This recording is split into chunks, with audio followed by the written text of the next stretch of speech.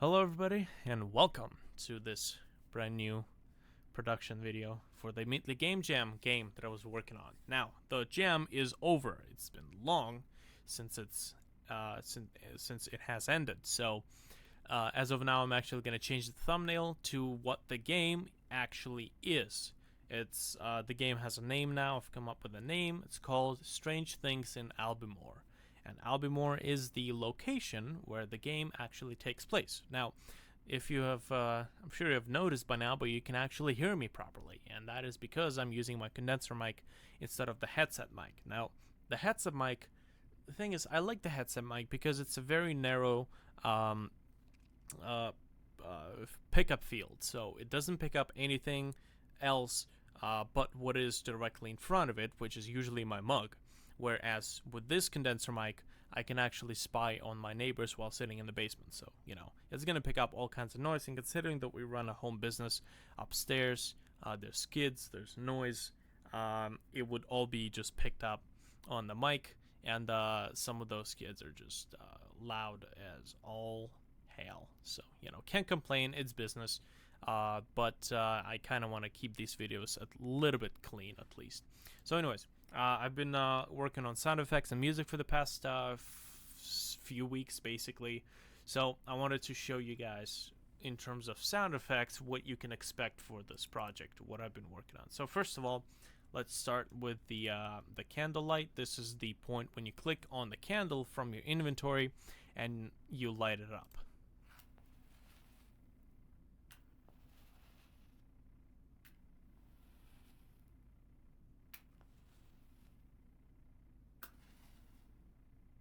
Now, you notice there's not just one single sound, and it's this type of a technique.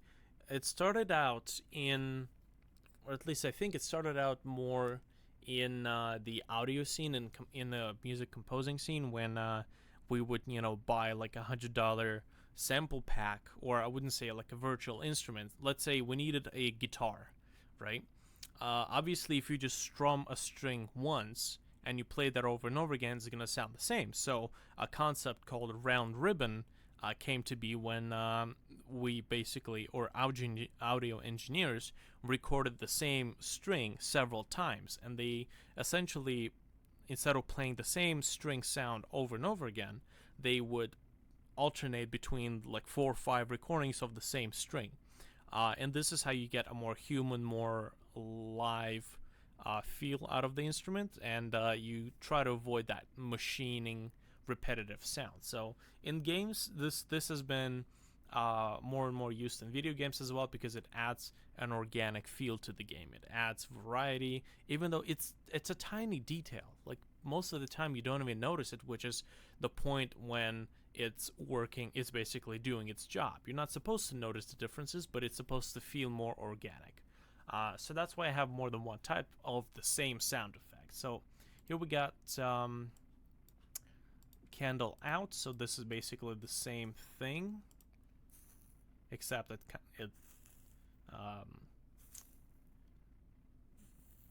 the light goes out. Just try not to talk during the sound effect.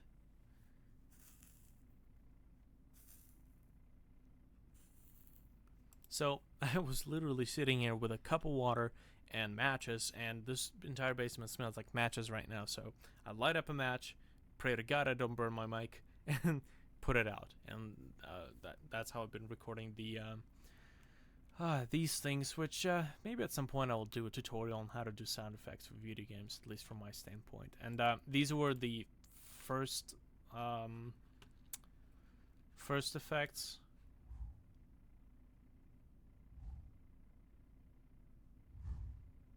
Which kind of sounds like a gust of wind. I might actually reuse it for a different purpose, maybe some sort of a spook. Then we have the closet pass, which is the point when you're sitting in the closet and the entity is just going back and forth trying to find you. Every time it passes the opening of the closet that you can see through,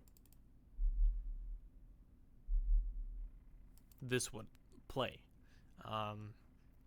So all it is just 2 sine waves that are or one sine wave, and I'm hitting two notes, like a C and a C sharp, on the keyboard, and that's how you get that oscillating sounds. It's not just a single sine wave.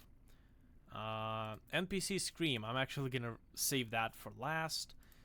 Paper Crumble. This is when you pick up a document, which at this point, here's the thing. As of right now, there's only like 2-3 documents that can be picked up. So, I mean, why is there really a point of doing several sound effects? Well, the reason being is because since the game jam has ended, I'm actually doing some major changes that I'm going to cover in this video for the game that I'm going to be basically taking into my further production videos. So here's the paper. So there's going to be way more documents that the player can read and pick up.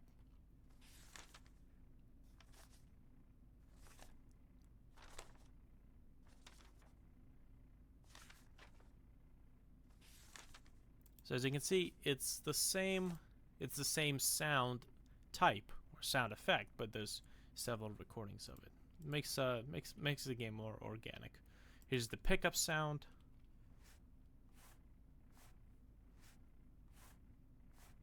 And I'm just gonna alternate between them. Spook, I'm gonna leave that as well for the last. The step sounds.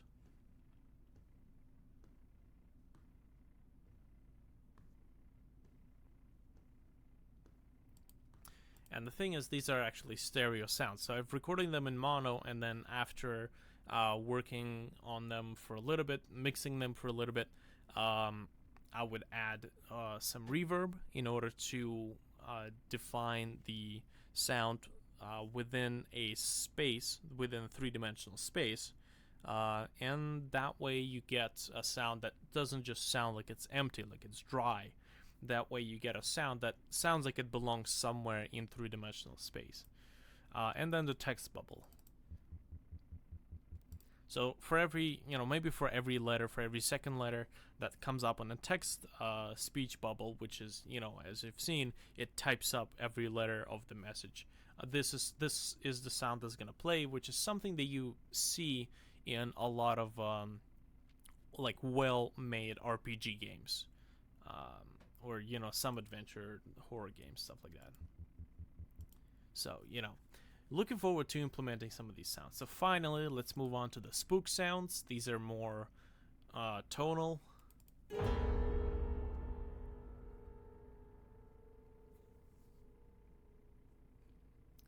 Alright, so we got a nice impact sound, and then it's got a long tail to dissipate.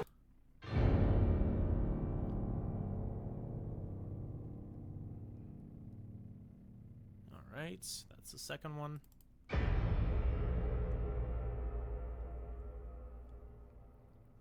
that'll be the third one. Alright, so now, best for last. This is the sound of the main antagonist, or the main entity that you are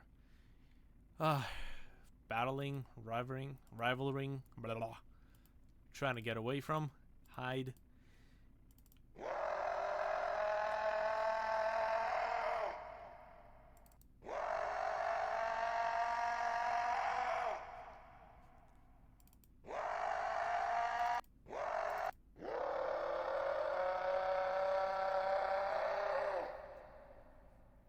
So after modeling the sound, all I did is just I used several keys on the keyboard in order to record the pattern, and I've exported that. It's basically the same exact sound, but this is what I was talking about.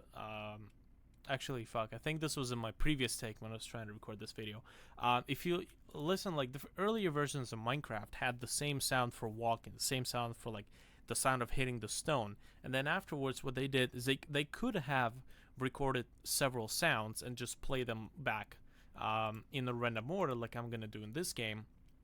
But what they decided to do is, instead of doing that, they just retained the same sound they had. They just added an algorithm that changes the pitch of the sound that's being played back ever so lightly. So it sounds like there's more than one sound, and it makes the game sound more organic. In this case, you can actually hear that effect more um, more openly, I guess, less obscured or less ambient. Um, and it's a cheap way to add some variety for the game. It's a tiny detail, right? Most people won't even notice it when you're using it properly. But in this case, this is an NPC, so I do want the variation of the scream to be more noticeable than something that varies up ever so lightly. So here we go. I was really tempted to reuse most of the sounds that I used in the Way Home demo, but I figured, you know what, I might as well, get some brand new content for this. The only thing that I will reuse is the door sound, which is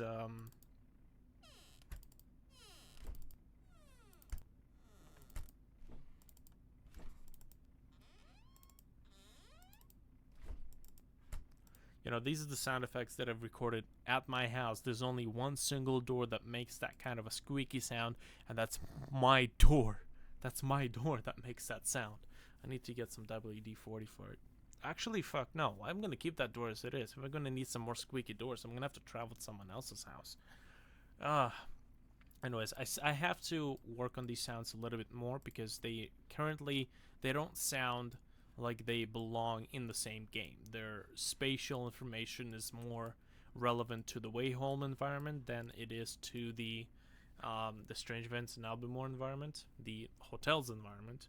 So I'm gonna have to work on these for a little bit more, mix them in quite a bit differently in order to fit the rest of these sound effects. So finally, I was working on some music, and in terms of music,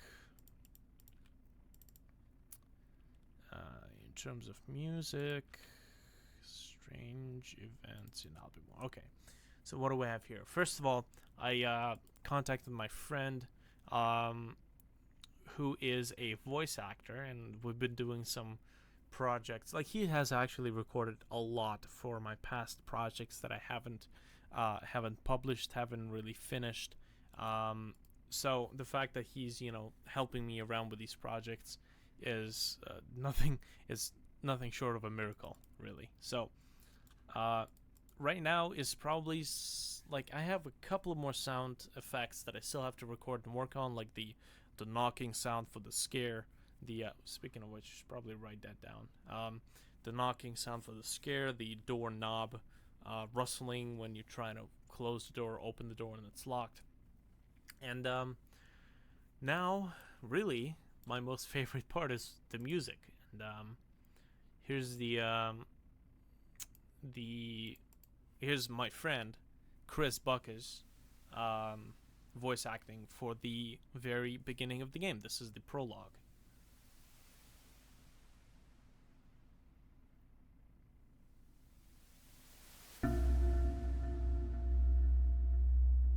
My name is Adam Mayers.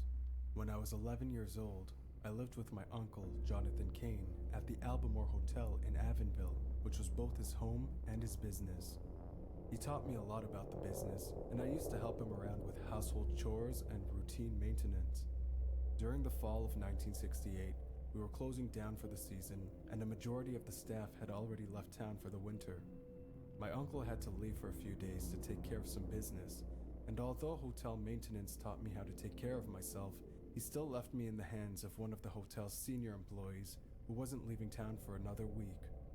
Much of what happened during that week I can no longer recall, and I've been reluctant to return to the hotel ever since.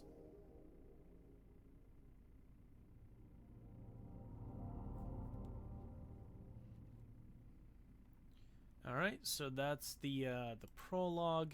Then I've got the let's see, the chase music.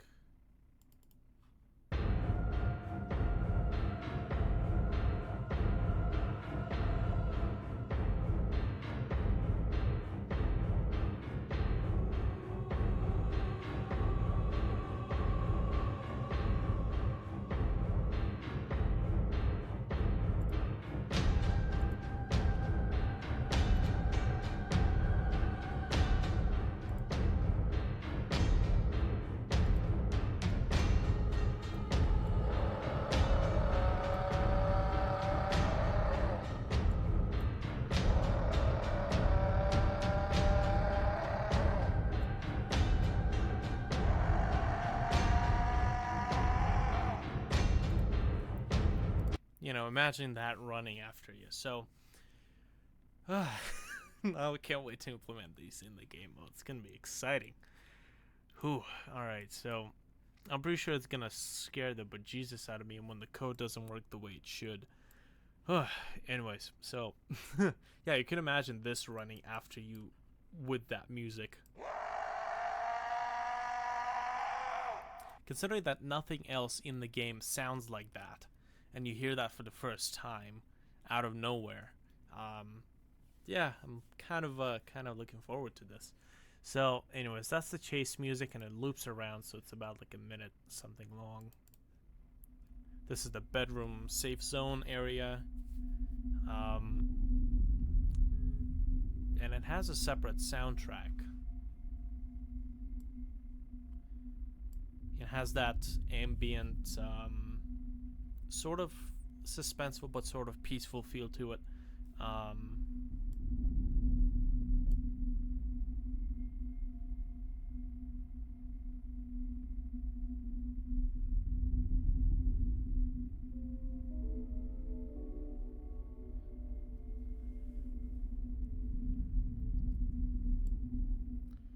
Kind of goes on for 5 minutes. Yeah, there's an occasional instrument that goes in and plays a little tune, something tonal, something atonal. Here we have the gameplay. Now this is interesting because this was written for the Meatly Game Jam version of the game, which now this game is not. So it was supposed to be the main floor level, but this actually has been bumped down to basement level. So this is going to be taking place in the basement. And yes, if you've seen my videos, you know I don't have a basement level style yet, which is, I'm going to cover this in just a little bit. It sounds more basement related than what I actually wanted to go for the main floor.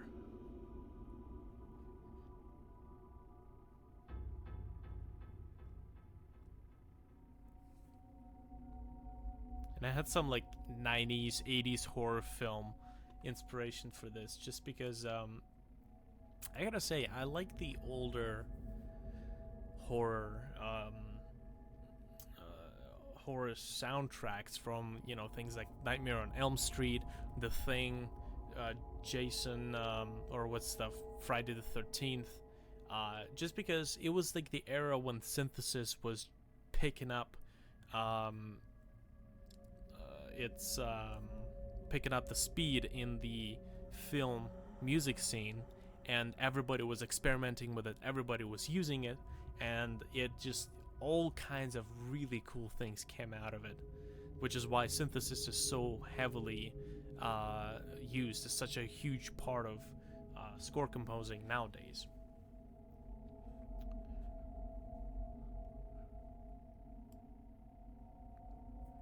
So, this is gonna be the basement sound effect.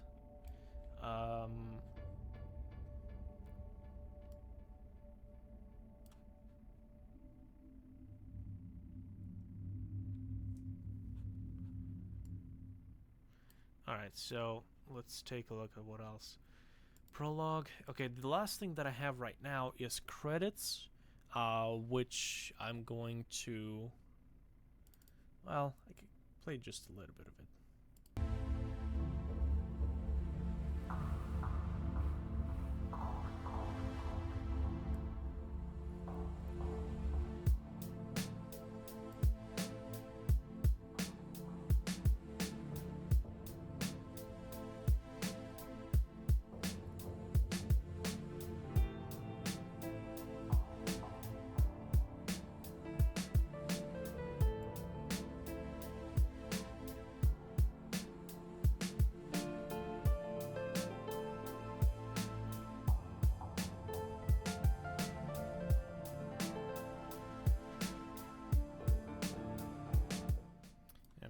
So that is going to be the credits theme. And the last thing that I'm working on right now, this is kind of a blend of, this was supposed to be the main floor soundtrack.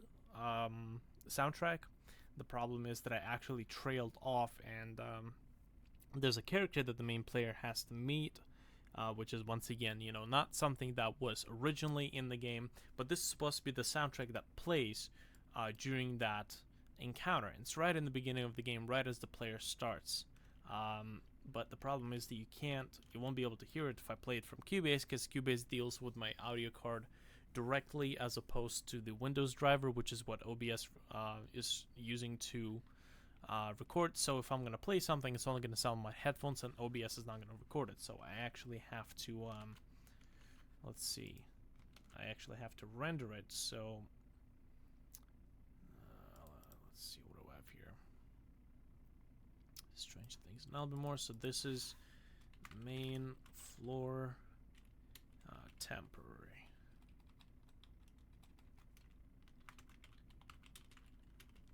Game plat. Gameplay 002, main floor. What's this called? I want to keep my titles somewhat same, so to speak. So anyways, yeah, lots and lots of changes are coming to this game. And the reason there are lots of changes is because I've realized I'm no longer strained or constrained to the time frame of the Meatly Game Jam, which means I no longer need to just finish the game as soon as possible. I can actually add a couple of things to it. I won't go too far into the expansion process, because I know it's gonna take forever. So as long as the game kind of is kind of still staying in the same scope, but there's a huge change that I have to bring to this game, and it's the fact that I'm gonna take out the random level generation. And I know it's like it's a huge deal for some people. It might appear to be this huge issue, because that function is what I've spent most of my time during the game jam, 72 hours, 74 hours of the game jam, programming that random level generation. And the thing is, that random level generation was meant for the game jam. That was meant to provide replayability, to provide a new-ish experience. See, it was meant to provide a new experience every time you start the game. But what I saw is, ironically enough, funny enough, I saw the same effect that everybody complained in No Man's Sky. There's not enough variety that I've put into this game to make the random level generation to be like a worthwhile feature. I would have to add a lot more content, a lot more events, a lot more NPCs, a lot more design features in order to make the whole random generation feature to make sense. So I'm actually gonna drop the entire not the entire random generation, not the entire procedurally generated level system, but I am going to drop the level structure. So the building is going to be manually made, which actually shouldn't really take all that long. The building is going to be manually made with a set amount of floors and the set amount of rooms in the entire hallway, and that way I am actually going to be able to manually design it, because since the thing is, since I'm going to be dropping the random level generation, I'm actually going to be adding a whole lot of hand craftsmanship into the game, and that also means I'm also going to be adding the actual hotel rooms, which is kind of a huge plot hole. The fact that there are no hotel rooms in the hotel, so to speak, right? So I'm going to be adding hotel rooms that the player can visit. So this is how I'm going to be expanding the gameplay, not replayability, but the gameplay time. And I'm going to be adding these rooms that the player can visit, and I'm going to be designing the actual building manually, and I'm going to be making the actual storyline linear in term because now it's actually going to be more of an adventure horror game as opposed to an arcade type horror game, which is what this was when the game was up, participating in the Meet the Game Jam. So now that I have some time to work on this, I figured that these changes would actually improve on the game. So I'm gonna continue that explanation in just a little bit. So this is the main floor soundtrack, but right in the middle of that, the NPC soundtrack is gonna kind of butt in, and I'm gonna have to separate those into two different projects.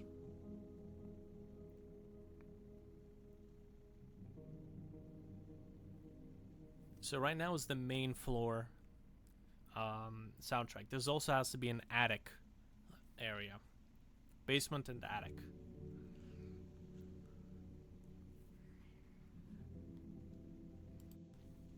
So I'm gonna have to, just save this as a separate project, delete some stuff, and in each one of them. This is the official beginning of the NPC encounter, and this is the NPC the player can talk to, and that's another thing. This is one of the atmospheric changes to the game. There are now NPCs that the player is able to talk to and interact with in order to complete the game.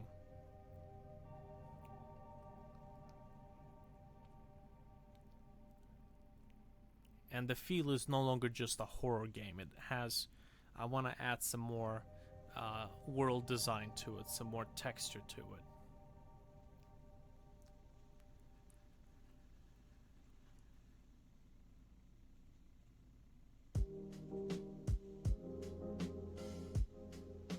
Somewhere right here, this is where it starts.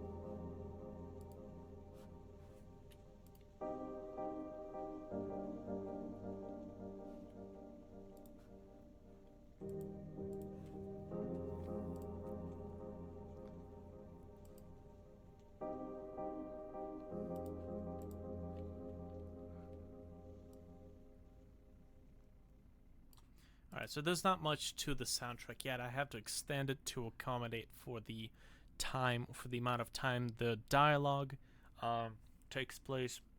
And yeah, this is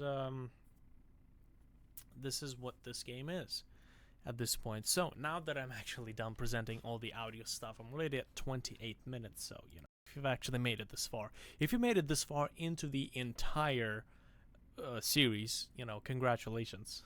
I really appreciate it, that the fact that you're actually sticking to this project and sticking with me throughout this project. So I hope you guys finding this interesting.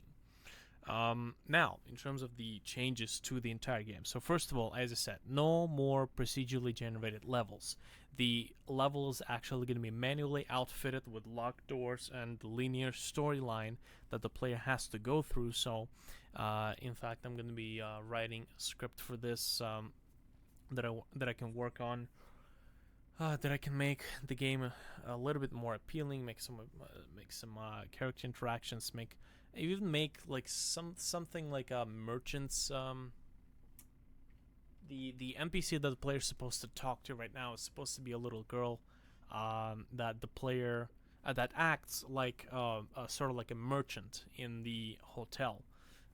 It's a ghost of a girl with her own pre-story, and she acts like a merchant. So there's gonna be a point, like a dilemma from the main player to that he has to overcome. It's a kind of like it's a gameplay related dilemma too, so I'm not gonna go into that as of right now, but I'm sure I'll cover it later on once I've actually completed the script. So the entire building is going to be pre-created.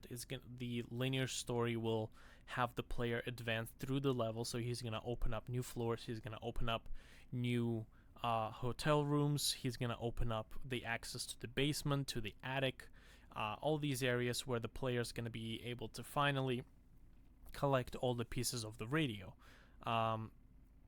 And those two, like the addition of the NPCs, the change of the atmosphere via music and via the visuals, via the design, are some of the biggest changes in this game. And I'm hoping that I'll be able to swing it in a way that adds more texture, adds more color, and adds more personality to the game, and help it deviate from an arcade feel, and proceed into more of like more of a story-based game, which is something that I definitely could not do when this was a Meatly Game Jam title.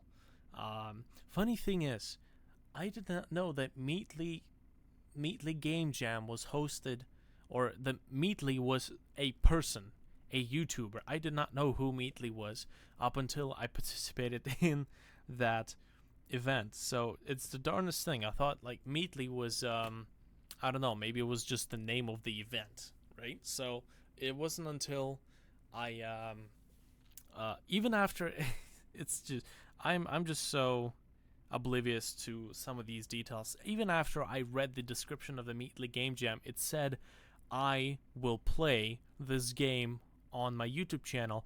I honestly thought that was the writing of the owner of the Game Jolt website, not Meatly himself.